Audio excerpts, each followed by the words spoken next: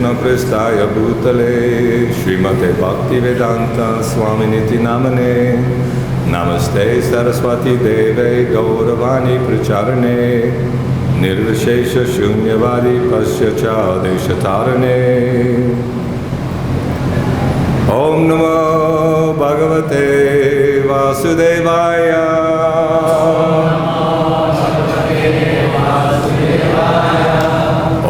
Namo Bhagavate Vasudevaya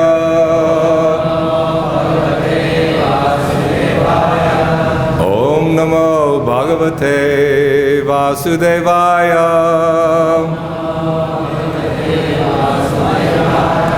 Narayanam Namaskritya Narang Chaiva Narottamam Devim Saraswatim Vyasam Tatojayam Mudirayet Nasta Prayeshu Bhadreshu Nityam Bhagavata Sevaya Bhagavadutam Shloke Bhaktir Bhavati Naishtaki.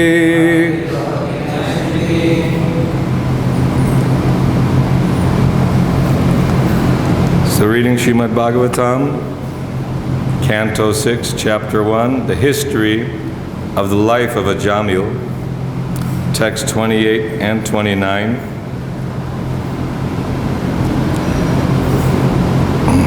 Dure Karidana Kasakam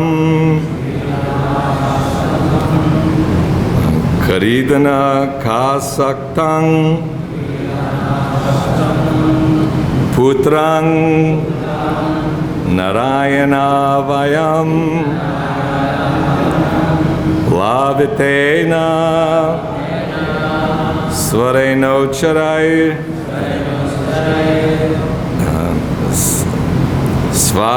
Svareno Chair Ajuhava Kulendriyaha Ajuhava Kulendriyaha Dure Karidana Kasaktang Putrang Narayana Vayam Plavitena Svareno Chair Ajuhava Kulendriyaha Dure Kridana Kasaktang Putrang Narayana Vayam Plavitena Svareno Chair Ajuhava Kulendriyaha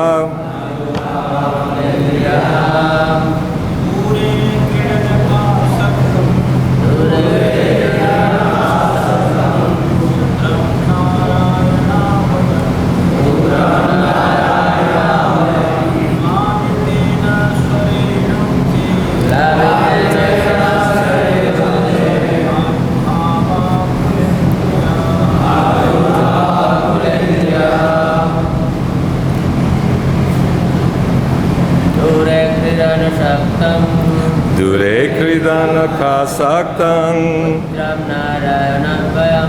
Putrang Narayana Swayam Lavitena Svareno Chair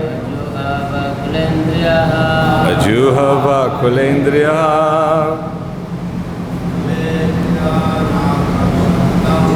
Dure Kridana Kasaktang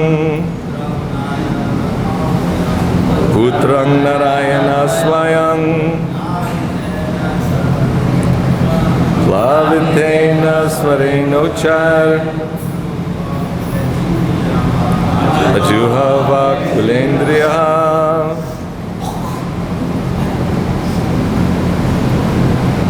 Mataji's.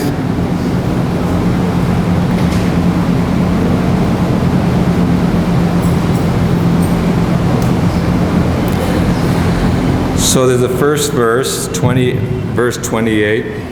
Sapasha hastang strin drishtva purushan atidarunan vakratudan urdvaromna atmanang netrum agatan. Together. Dure kridana kasaktan putrang narayanavayam Plavitena svarenochar ajuhava kulendriya sa. That person a Jamil. Pashahastan, having ropes in their hands. Trim, three. Drishtva, seeing. Purushan, persons. Atidarunan, very fearful in their features. Vakratudan, with twisted faces.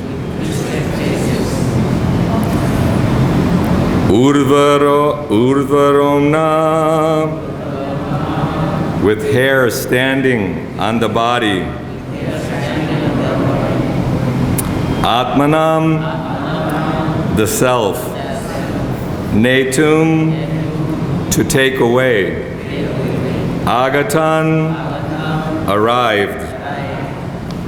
Dure, a short distance away.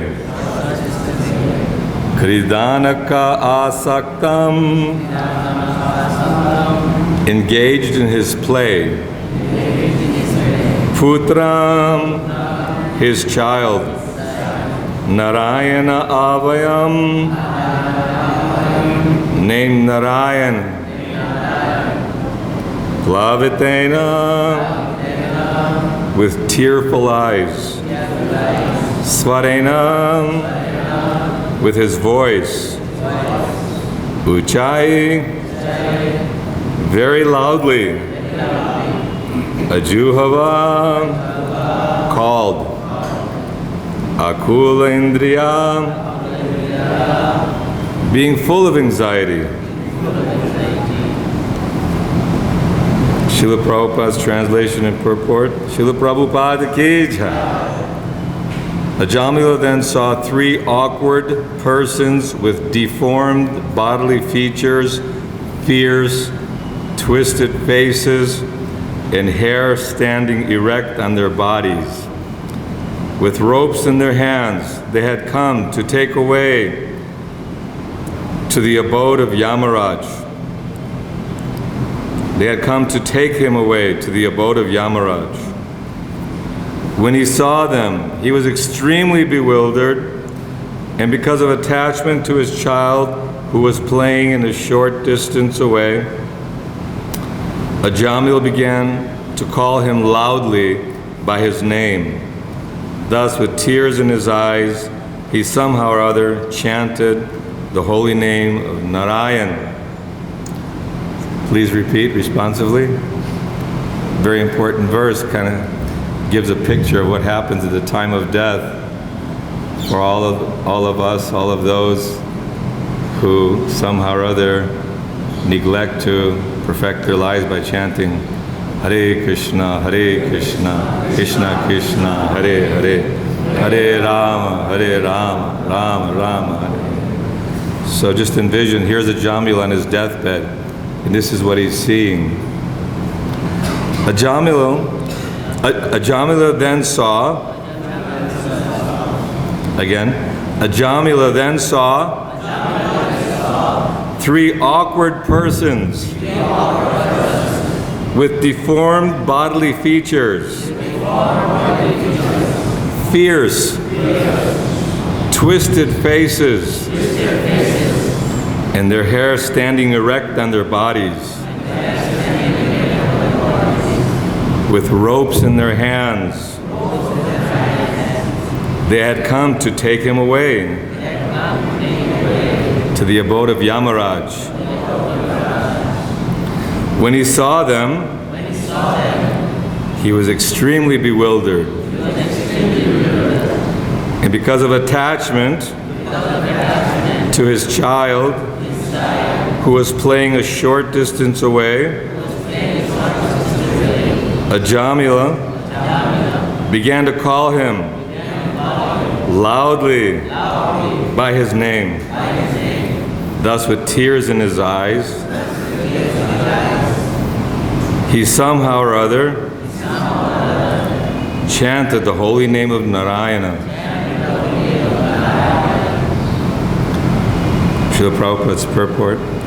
A person who performs sinful activities performs them with his body, mind, and words. Therefore, 3 order carriers from Yamaraj came to take Ajamila to Yamaraj's abode. Fortunately, even though he was referring to his son, Ajamil chanted the 4 syllables of Harinam, Narayana, and therefore the order carriers of Narayana, the Vishnu Dutas, also immediately arrived there. Because Ajamila was extremely afraid of the ropes of Yamaraj, he chanted the Lord's name with tearful eyes. Actually, however, he never meant to chant the holy name of Narayan, he meant to call his son. Om Jnanatimarandasya Jnananjana Shalakaya Chakshurun Militam Jena Tasmai Shri Guruve Namaha Shri Chaitanya Manobhishtam Stapitang Jena Bhutale Swayam Rupa Kadamayam Dati Swapadantikam Vanchakalpa Tarubhyascha Kripa Sindhubhyevacha Patitanam Pavanebhyo Vaishnavebhyo Namo Namaha Jai Shri Krishna Chaitanya Prabhu Nityananda Shri Advaita Gadadhar Shri Vasadi Gaura Bhakta Vrindam Hare Krishna Krishna Krishna Hare Hare Hare Rama Rama Rama Hare Hare.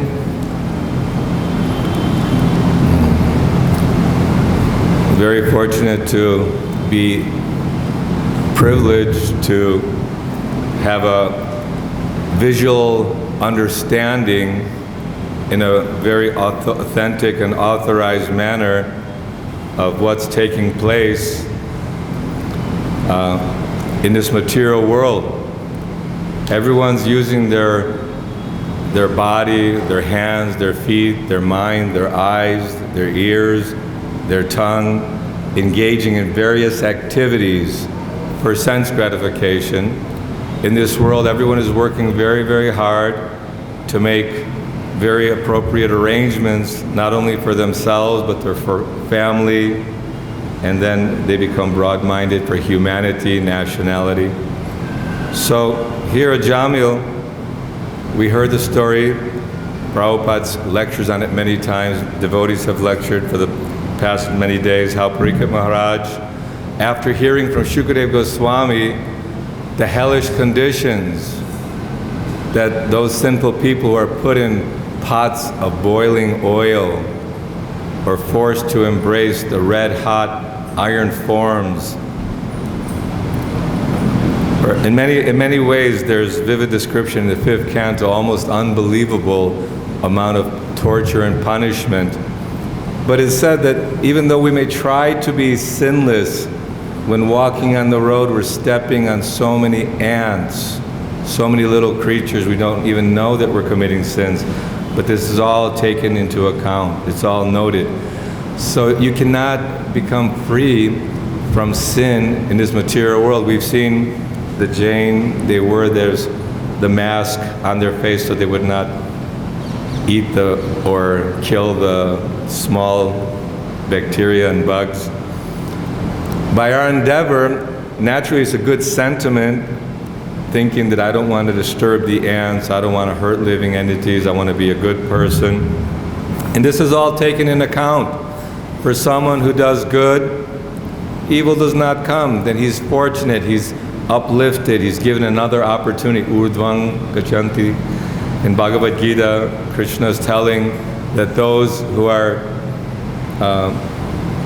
pious, they can take birth here. Those who are really good, they go to the heavenly planets, or take birth as a human being on this planet, or an animal, or go down to the Patala, the hellish planets, where the fierce agents of Yamaraj are waiting. And although these Yamadutas, it says they were awkward persons, deformed in bodily features and twisted faces. I don't know why, but in society people like going to these horror movies. They're very popular.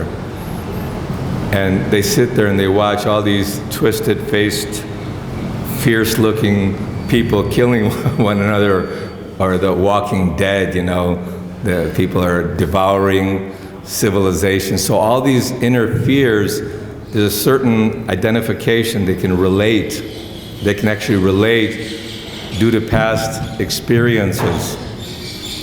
We might think that, well, this is our first time around, but in Bhagavad Gita and the Vedic literature, Shri Gaur Nitai, Krishna Balaram, Radhashama Sunrita Vishaka Devi, Srila Prabhupada Ki Jai.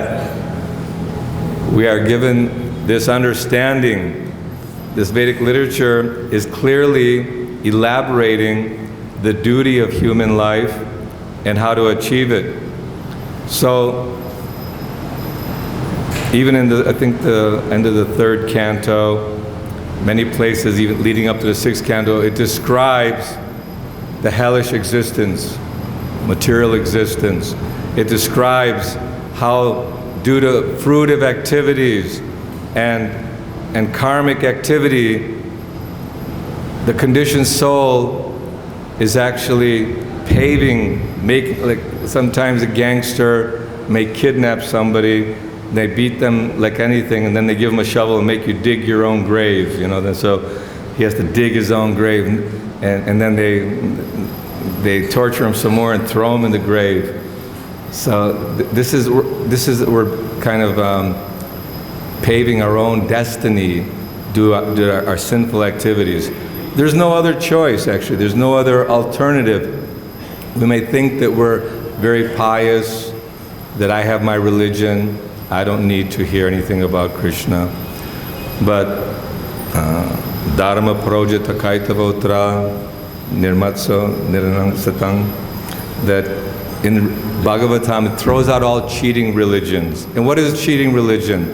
That, oh, Lord Christ died for my sins, so He's already taken the responsibility of my sinful activities. Let me go on sinning.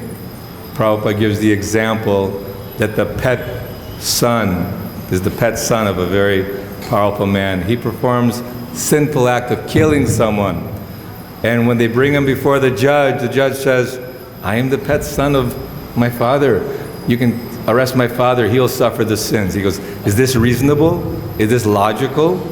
That Lord Christ, He sacrificed His life to give you an opportunity to cleanse yourself, to atone for sinful activities, and you think that now let me just rub the dirt on the mat and Christ will take care of everything. So this is not logical, it's not even reasonable or rational. That we are responsible for our own sinful activities, just like if you somehow or other spaced out and fall off the boat in the ocean in the dark. And there may even be other people who fell off, but each and every one of us are struggling in the ocean. No one can help you. You know, the waves of Maya are smashing us. The sharks are circling, waiting to take a little bite of us. The hot sun is scorching us and we're thirsty, you can't even drink that water. You go mad. So this is the analogy that we're all struggling in the ocean of birth and death. And it's a struggle. I don't know, everyone can swim here? Who can't swim? And everyone knows that the poet and the boatman, when the poet is asking him, do you know astronomy or astrology or mathematics? And no, I don't know these things. Oh, 25% of your life is wasted. Do you know, this one and that one? So the story goes on. He said, no, 75% of your life is wasted, all you're knowing. But then the storm came, and heavy rain and thunder, and he says, oh, we're going to go over. He said, Mr. Poet, do you know how to swim? He said, no. He goes, 100% of your life is wasted. So we don't want to decorate ourselves with PhDs and MBAs, IIT, this place and that place. And it's very prestigious. It's very honorable that we, have read so many books and developed understanding of how the atoms are moving about, and they sometimes have PhDs on, password communications, and they have all kinds of PhDs that people can learn so many things, how to maneuver in the material world in a way that's very comfortable, but missing the point. Jamil, he knew how to do mantra. He was actually very humble, very respectful to his parents, very respectful to his elders. He was carrying out his Brahminical duties, chanting mantras. Very, very good family, good opportunity. Like many of you were born probably in Brahmana families or aristocratic families. And so this is due to your karmana, daivana, trena, past good deeds. But see what happened. He saw a drunk, and you see this all the time, half-naked lady trying to enjoy. And although he was trying to grab his mind, control his senses, look away, trying desperately, I don't want to fall for this trap. He understood because of his Brahminical training that I don't want to get entangled in material life and sinful life, because he heard the Shastra, he understood. But despite his good training, his Shastric knowledge, and good behavior, had many, many good qualities, that lust and the uncontrolled, unbridled mind dragged him completely covered. Sometimes the sun is shining, but when those dark clouds cover, there's no more sunshine. It becomes gloom and doom. And that's what happens when we actually think that we can enjoy in this material world. So Jamil took the prostitute as a servant and then carried on with his nefarious, horrible activities, punishing others, stealing from others. Unfortunately, I just heard this early morning on the Parikram path, Mataji coming alone. It's still dark, little dark. Rickshaw, 2 people come by, try to grab her bag, but the bag was attached, so she fell, was dragged, and then a lot of injuries. So people don't know what kind of reaction they will get for, causing stress, causing injury to other living beings, what to speak of killing animals wholesale. So everyone please, Matajis, beware. Do not travel alone. Vrindavan, especially during festival time, which is all year round now. Vrindavan has festival all year round. You be extremely careful. People in Kali Yuga don't care if it's a holy dham or where it is. They'll take all risks to try to gain some so-called profit. But they're actually paving their way to hell, and they're going to get the reaction of the Yamadutas and the punishment of Yamaraj, knowingly or unknowingly. But we still have to be conscious. Prabhupada is very careful. I know some Sankirtan teams would go traveling, and sometimes due to working so many hours and driving late, there were a few accidents where devotees were killed. And so it is our responsibility to be aware and conscious of Krishna, and conscious of our duty and responsibility, because the mind can be distracted. The senses can allure us to leave Krishna's association and think that forget about the future, forget about the past, only think of this one lifetime. I'm here now, be here now, let me try to enjoy to the maximum. But it always ends in frustration. It's like if you look at even the statistics, they have the United Nations, more and more flags, but there's more fighting, more civil unrest, people are killing one another, and even mainly for monetary gain. People are simply hungry for money, thinking that this will give me happiness, this will give me satisfaction. But Yamaraj, he can see, he's powerful as Brahma, Trikalagya. He can see your past, he can see your present, and he can understand your future just by your mentality. And yang vapi smaran bhavam tyajat yante kalevaram. Whatever state of being one remembers at the time of death, that state he'll attain without fail.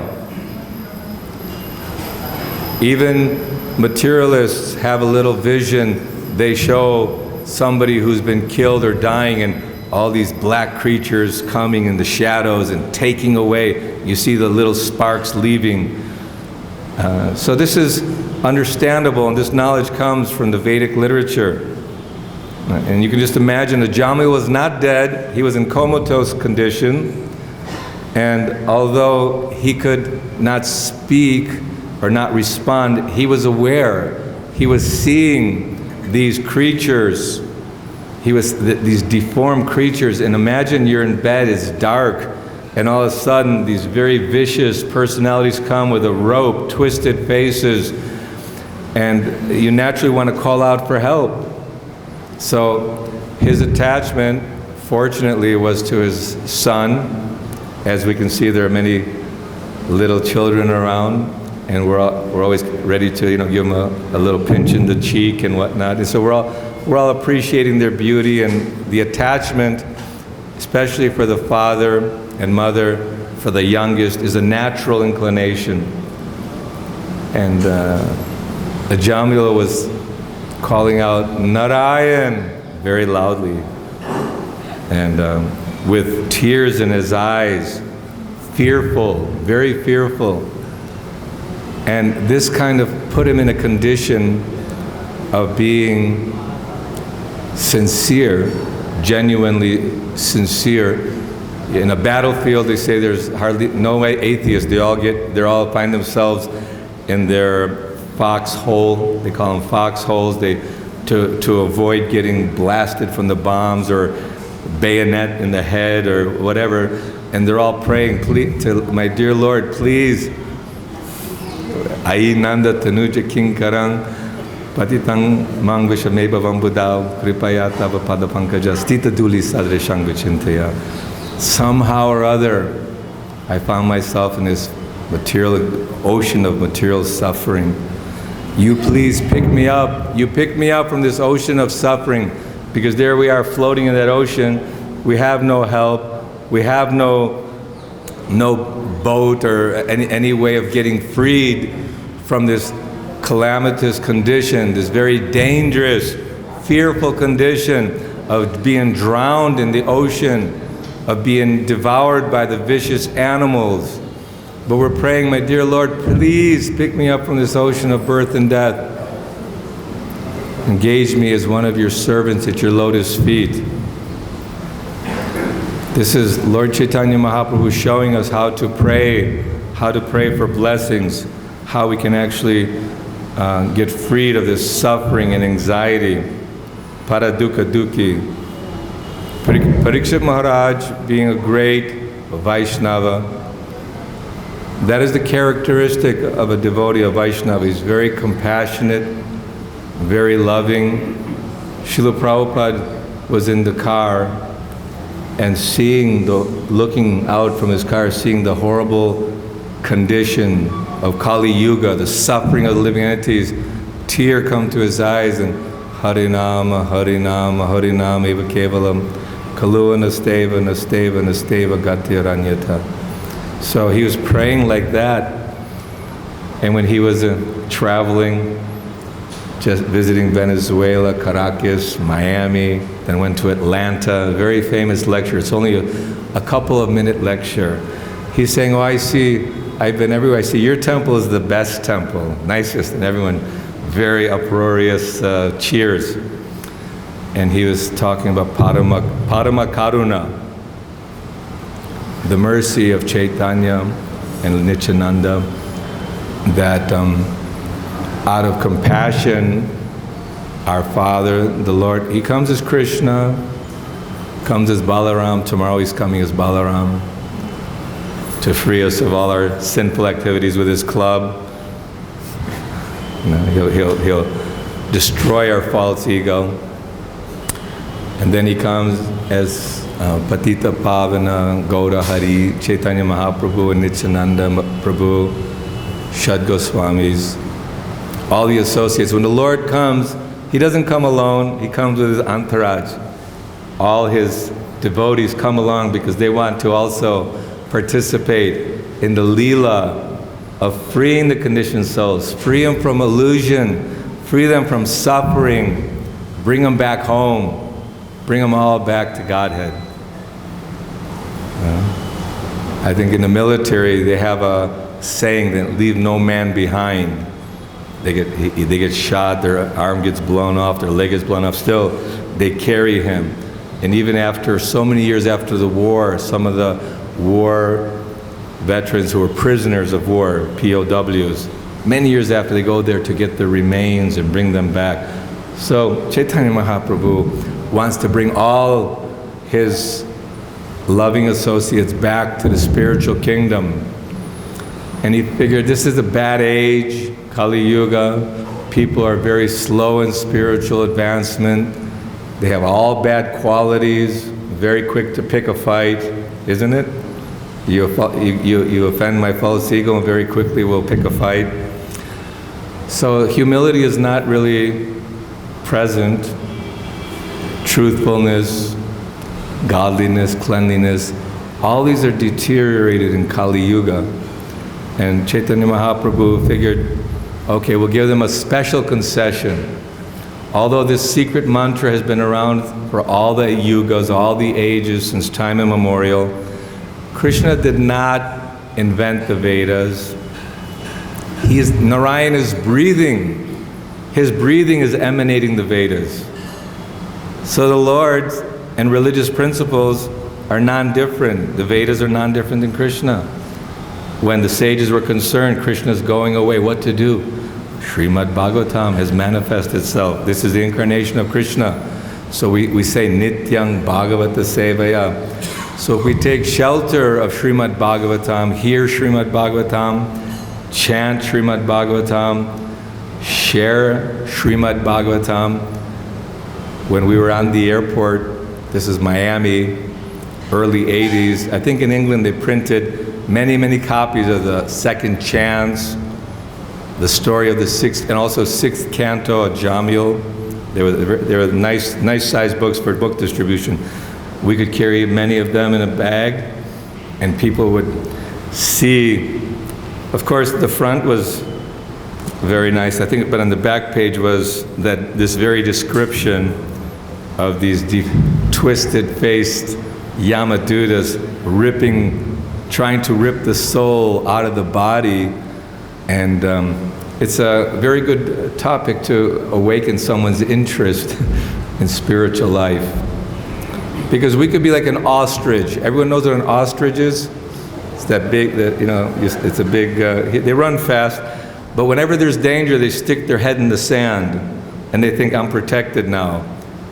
Okay, so when the lion comes or the thief comes, let me cover my head, let me stick my head in the sand, it'll all be okay. So this is the mentality of the materialist.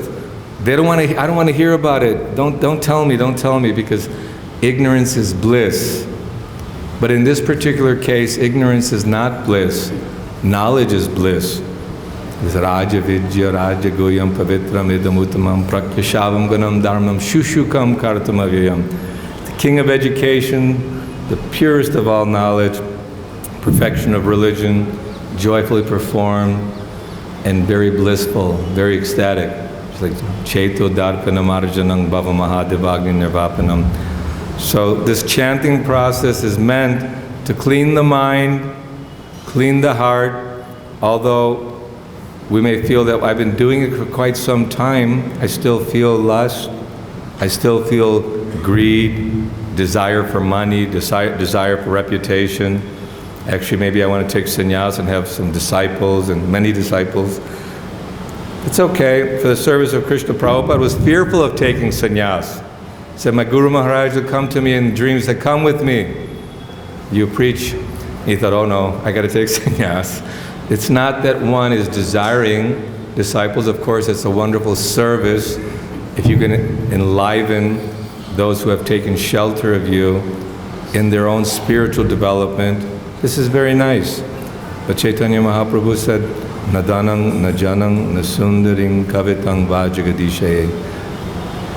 That I don't want wealth, I don't want followers, I'm not interested in enjoying young, beautiful women. I simply want to take shelter of you. So this is the great fortune of a Jamil. He had the good upbringing of naming his son Narayan. He had the good fortune of heartfelt prayer, calling out Narayan. We're going to do a heartfelt prayer right now.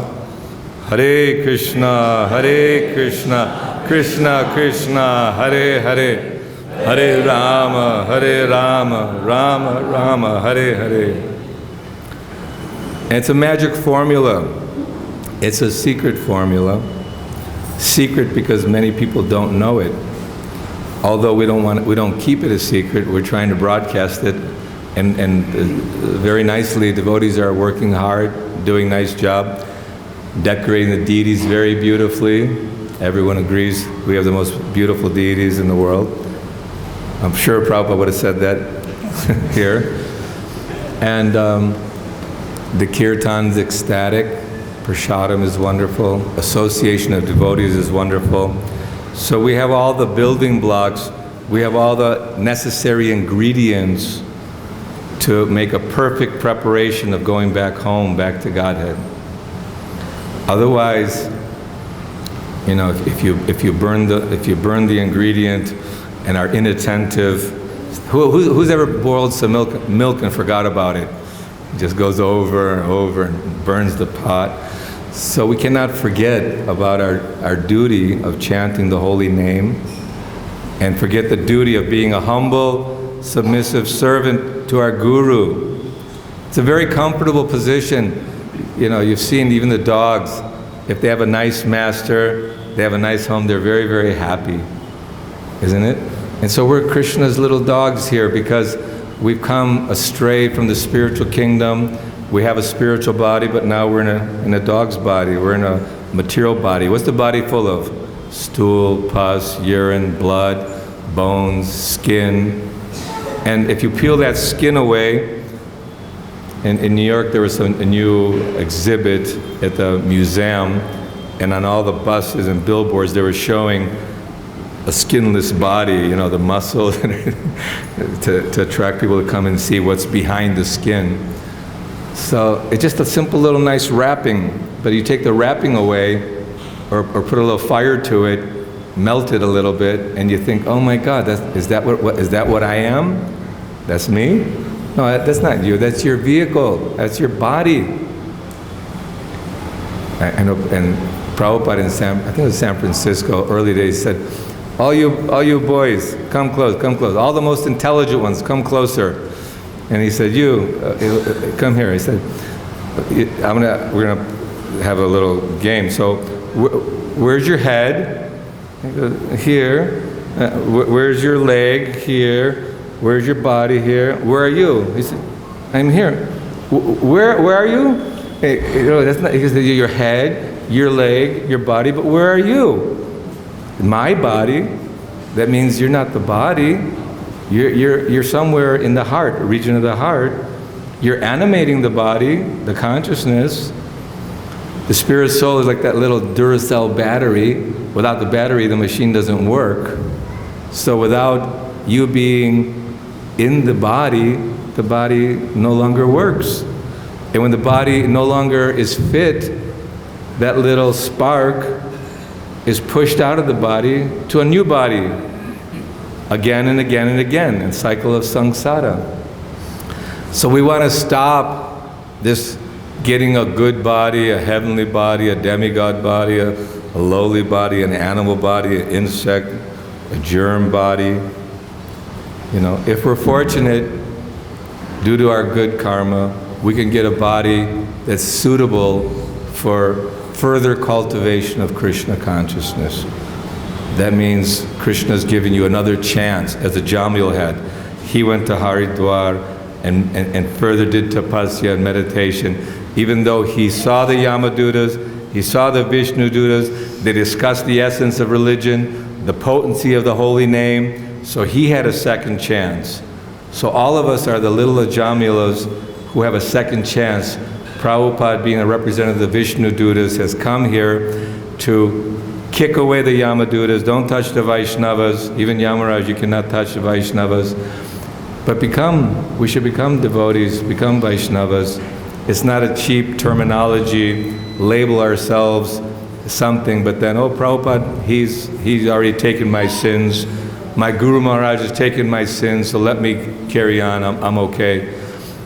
Only for those who are actually following and obeying.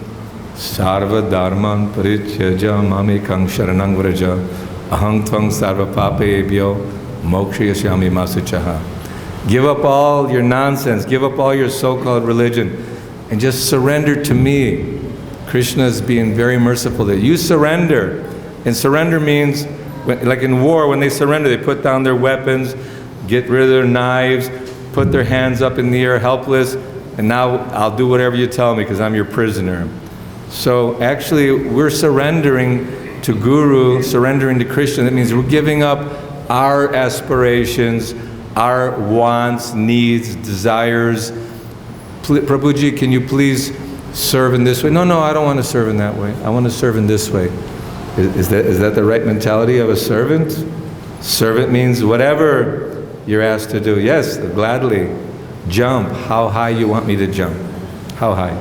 So this is a good mentality, one of service and appreciation. And then Guru will take our sins. Krishna will give us protection. He promises. So when someone makes a promise to you, they said, I will help you. You say, you promise? Yes, I promise. Then you feel reassured that someone made a promise. We take it very seriously. So Krishna doesn't need the promise, but he's promising that he'll take care of all our sinful reactions, take care of all that we're missing and lacking, and bring us back home, back to the spiritual kingdom. So this is a good, very nice time, although it's always a nice time. We have Balaram Jayanti, Janmastami, Radhastami, Kartik.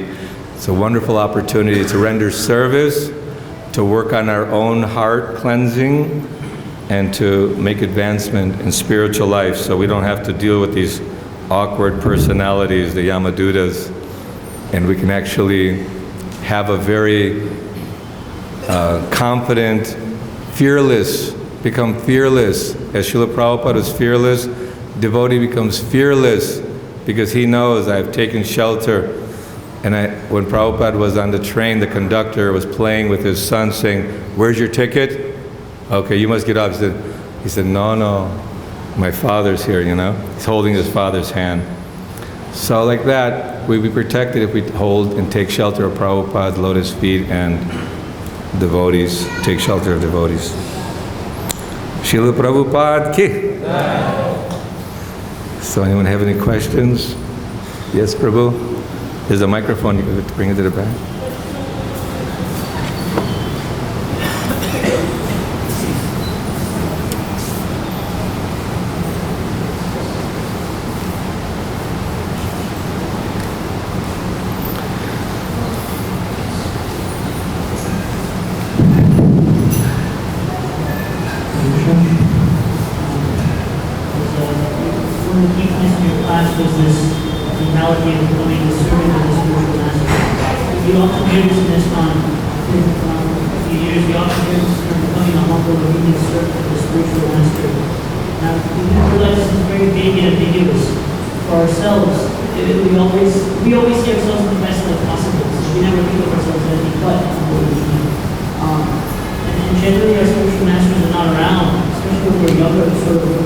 Instruct us and guide us on a regular basis. But I'm also noticed, at least in the West, because I live in America, is that generally Westerners, we don't just have this submissiveness to authority figures. Like in India, sometimes you get that, but forget about them in the West. You know? Sometimes they're not the submissive here either. Okay. Because generally you hear this answer that, well, you know, if you just serve the temple president, that is as good as serving the spiritual master. But generally I find Westerners, we can't just serve the temple president, so, you know, in a surrender fashion either. So it's very difficult for me to understand what does it mean to be obedient and humble servant of the spiritual master in all these variety of real life and practical. It's a very good question. How can we remain the humble servant? Spiritual master is not always in front of us. Of course, in front of our spiritual master, we're very enthusiastic. We'll knock people over. And my guru's coming, so get out of the way. I'm a humble servant of my guru. I'm only his humble servant, the guru's, but everyone else, you all get on my way. It's a mentality that we have to constantly work on, trying to be humble. Of course, all the qualities of a Vaishnava naturally develop as you follow the process. If one is hearing attentively Bhagavad Gita, reading Srimad Bhagavatam regularly, and trying to really assimilate that I am a servant, I am humble. I know Prabhupada was sometimes asked about, you know, well, how do I know what to do in this case? You're not here. So follow your authority. You know, follow your temple president, follow your authority. I'm not doing a political thing here, but Prabhupada set up the structure in such a way that if someone is representing the guru, he also becomes a proper representative. So a real Vaishnava is ready to offer respects to all others, because, especially a Mahabhagavat, he sees that everyone is advanced, everyone is part of Krishna. So it's a matter of trying to advance by applying the process, by regularly reading, chanting, staying in the association of devotees, and be reminded that we are humble servants. Then I guess it's up to each and every one of us individually, because we're in the ocean struggling by ourselves, whether to what degree we accept it. If we choose we're not going to be humble to our authority, we're going to just, because my guru, he's not here, and I don't have to listen to this guy, he's not qualified anyway. So it's not the mentality. The mentality is one understanding that the air sees, the sun is seeing, the fire is seeing, the demigods are seeing, the day is seeing, the night is seeing. So it's not that we can privately do anything. We're surrounded by air, we're surrounded by day and night, we're surrounded by moon, the Lord's in our heart, He's seeing everything. So we're being watched at every moment. I think we have some cameras here too, you're being watched. So we're watching everything very carefully. So don't think that I'm in a corner, or and no one will know if I do this nonsense activity. And if you want to have a mentality of fault finding, or maybe just degrading others, then that's our own misfortune.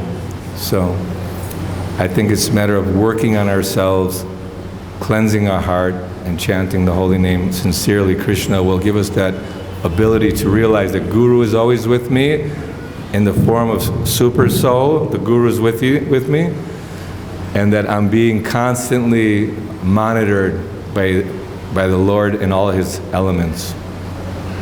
Any last question?